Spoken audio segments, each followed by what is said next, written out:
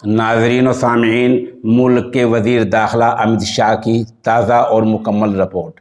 वो चूँकि बड़े आदमी हैं, मुल्क के गृह मंत्री हैं, वज़ीर दाखिला है, इसलिए उनके बारे में खालिस यानी केवल ये कहने से काम नहीं चलेगा कि वज़ीर दाखिला बीमार हैं, बल्कि सरकारी रिपोर्ट क्या है, मीडिया रिपोर्ट क्या है, वो सारे जुज़ियात का, तमाम बातों का इहाता करना होता है। सोशल इंडिया न्यूज़ ने मुख्तलिफ ज़राए से हासिल करके एक पूरी रिपोर्ट पेश की है, उसको आप सुनिए।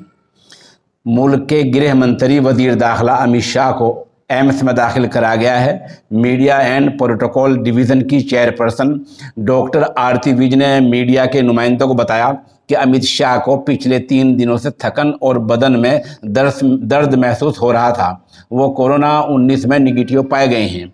शाह एम्स में कोरोना से ठीक होने के बाद की देखभाल के लिए भर्ती किए गए हैं। वो फ़िलहाल बिल्कुल ठीक हैं और अपना काम अस्पताल से ही देख रहे हैं। ये सरकारी तर्जुमान का बयान है जो एम्स के मीडिया के नुमाइंदे ने, वहाँ के मीडिया प्रभारी ने जारी किया है। इसके बाद इस दौरान कुछ मीडिया रिपोर्ट्स में कहा गया है कि मिस्टर शाह को देर रात तकरीबन 2 बजे एम्स में दाखिल करा गया है। वो ओल्ड प्राइवेट वार्ड में हैं। एम्स डायरेक्टर रणदीप गुलियारी की रहनुमाई में एक टीम उनका इलाज कर रही है। मीडिया रिपोर्ट्स के मुताबिक उन्हें सांस लेने में दुश्वारी थी, तकलीफ थी। इससे पहले शाह गुरुग्राम के मेदांता अस्पताल में दाखिल थे। 14 अगस्त को निगेटिव रिपोर्ट आने के बाद उन्हें छुट्टी दे दी गई थी और घर में ही तन्हा रहने की सलाह दी गई थी।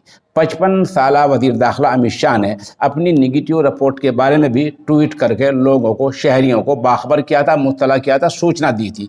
3 हफ्ते पहले यानी कोरोना पॉजिटिव से ज़रा पहले उन्होंने कैबिनेट की अहम मीटिंग में शिरकत की थी। तो बहरहाल ये 2 रुख सामने आए हैं, जो सरकारी तर्जुमान का और एम्स के मीडिया प्रोटोकॉल का जो बयान है डॉक्टर आरती विज का। उन्होंने ये बतलाया कि वो 3 दिनों से थकन और बदन में दर्द महसूस कर रहे थे। अब वो बिल्कुल ठीक हैं और अस्पताल से अपना काम देख रहे हैं। जबकि दीगर ज़राए से ये बताया गया है कि मीडिया रिपोर्ट में उनको सांस लेने में तकलीफ़ है और उनका इलाज चल रहा है। ये फ़िलहाल मिस्टर शाह की, अमित शाह की मुकम्मल रिपोर्ट है, सोशल इंडिया न्यूज़ ने पेश